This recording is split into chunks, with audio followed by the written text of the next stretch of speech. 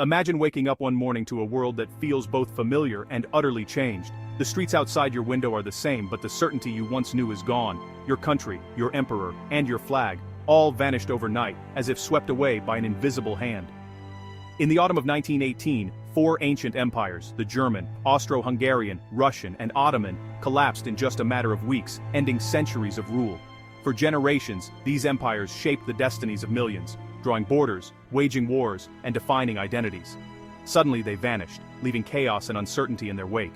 The speed of this collapse was breathtaking.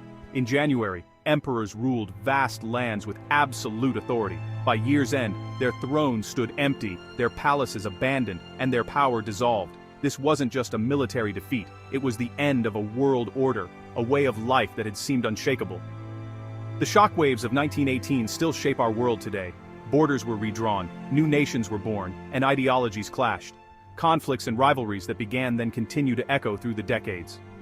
Understanding what happened in 1918 isn't just about studying the past. It's the key to understanding today's headlines, the roots of modern crises, and the origins of our current world. In this series, we'll journey through the glittering courts and grand ceremonies of the old empires, witness their dramatic collapse, and meet the ordinary people caught in the storm of history.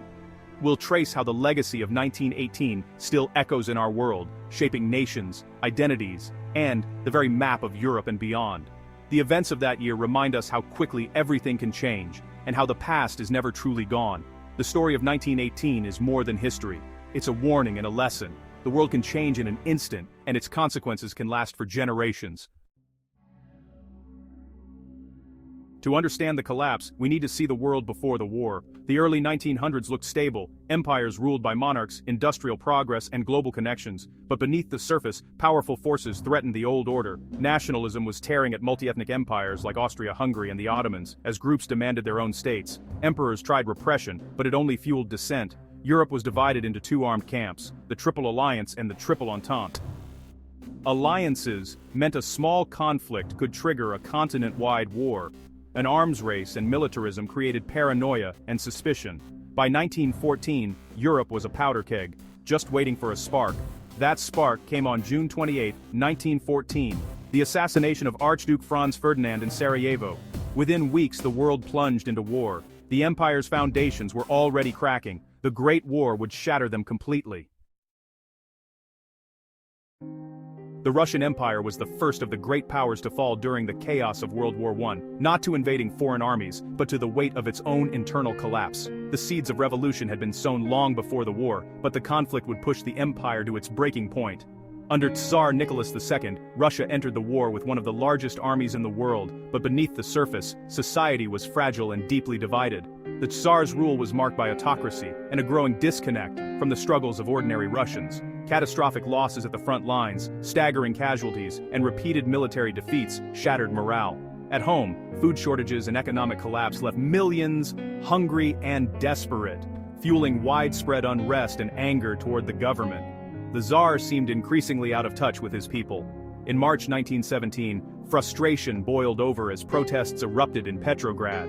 What began as demonstrations for bread quickly escalated into a full-scale revolution, with workers, women, and even soldiers joining the crowds. Instead of suppressing the uprising, many soldiers sided with the protesters, refusing to fire on their fellow citizens. Facing overwhelming opposition, Nicholas II was forced to abdicate the throne, bringing an end to more than 3 centuries of Romanov rule. A provisional government took power, promising reform and democracy. But it made the fateful decision to keep Russia in the war, deepening the crisis and failing to address the people's most urgent needs. The Bolsheviks, led by Vladimir Lenin, seized their opportunity. With the rallying cry of peace, land, and bread, they promised to end the war, redistribute land, and feed the hungry. In November 1917, they overthrew the provisional government in a dramatic coup. To fulfill their promise of peace,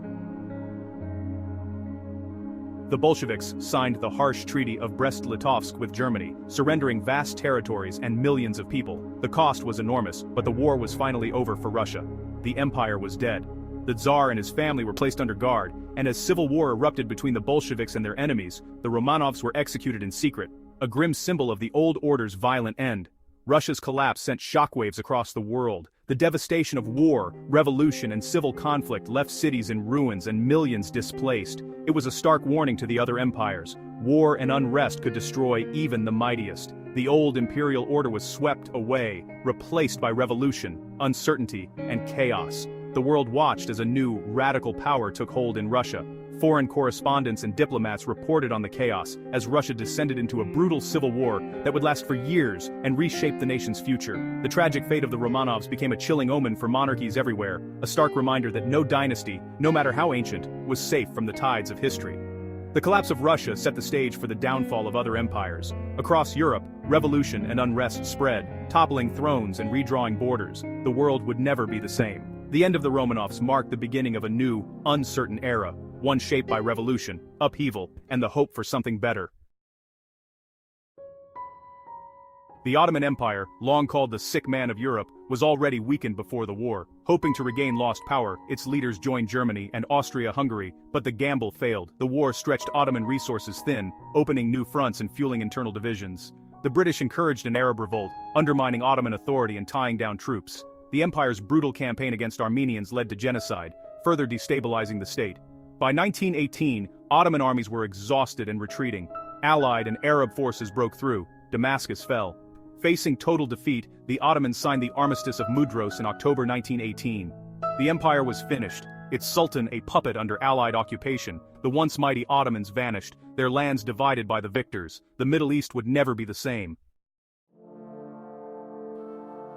The Austro-Hungarian Empire was a patchwork of ethnicities held together by the Habsburg dynasty. The war exposed its weakness, nationalities pulled apart, armies collapsed, and food ran out, soldiers deserted, and nationalist leaders demanded independence. Emperor Karl Lors tried for peace, but was trapped by alliance with Germany. By autumn 1918, the empire was dissolving. Czechoslovakia, Yugoslavia, Hungary, and Poland declared independence. On November 3rd, Austria-Hungary signed an armistice, but the empire had already vanished. 6 centuries of Habsburg rule ended not with a battle, but with a quiet collapse. The German Empire seemed invincible until 1918. After years of hardship and propaganda, the failed spring offensive shattered morale. With American troops arriving, the Allies pushed Germany back. On August 8, 1918, the Black Day of the German army, German lines broke and surrender began. The military told the Kaiser the war was lost. In October, a naval mutiny in Kiel sparked revolution across Germany. Workers and soldiers took control of cities. The Kaiser's authority vanished. On November 9th, Wilhelm II abdicated and fled. A republic was declared. 2 days later, the armistice ended the war. The German Empire was gone, replaced by turmoil and resentment. The stab-in-the-back myth would haunt Germany for years. The collapse was sudden, and its consequences would be profound.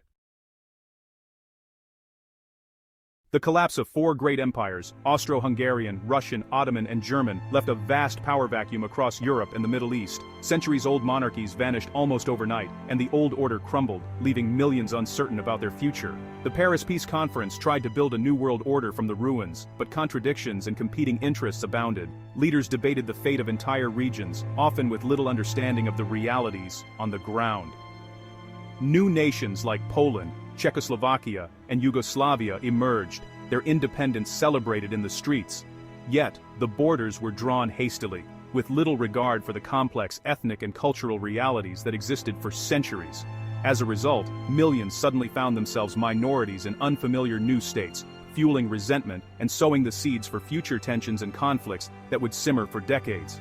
In the Middle East, Britain and France divided up former Ottoman lands, redrawing maps and breaking promises made to Arab leaders who had hoped for independence. Mandates like Iraq and Syria were created with arbitrary borders, ignoring local identities and rivalries. These artificial lines would sow the seeds of future conflict and instability in the region. The violence didn't end with the armistice. Civil wars, revolutions, and border disputes erupted across the continent. As armed militias and rival factions fought for control, millions became refugees, forced to flee their homes by shifting borders, ethnic violence, and the collapse of old authorities. Crowded camps and ruined towns became the new reality for countless families. In Germany, revolutionaries like Rosa Luxemburg were killed as the fragile new republic struggled to survive.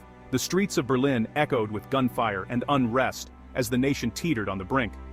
The world of 1919 was chaotic, uncertain, and haunted by the ghosts of fallen empires.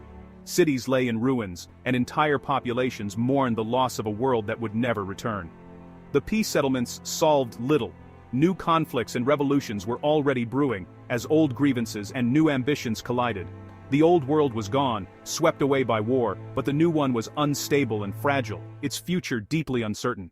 The legacy of this collapse would echo through the decades, shaping the course of the 20th century and leaving scars that are still felt today. The collapse of four empires in 1918 wasn't just an end, it was the birth of our modern world. Borders drawn in the aftermath created nations and conflicts that still shape headlines today. The fall of empires unleashed ideologies, communism, fascism, and democracy that define the 20th century.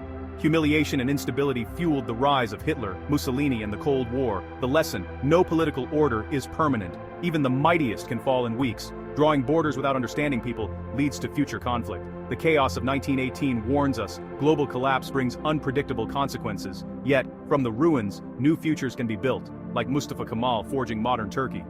Studying 1918 isn't just about the past, it's about understanding our own uncertain present. The fall of empires is a lesson in humility, warning, and hope.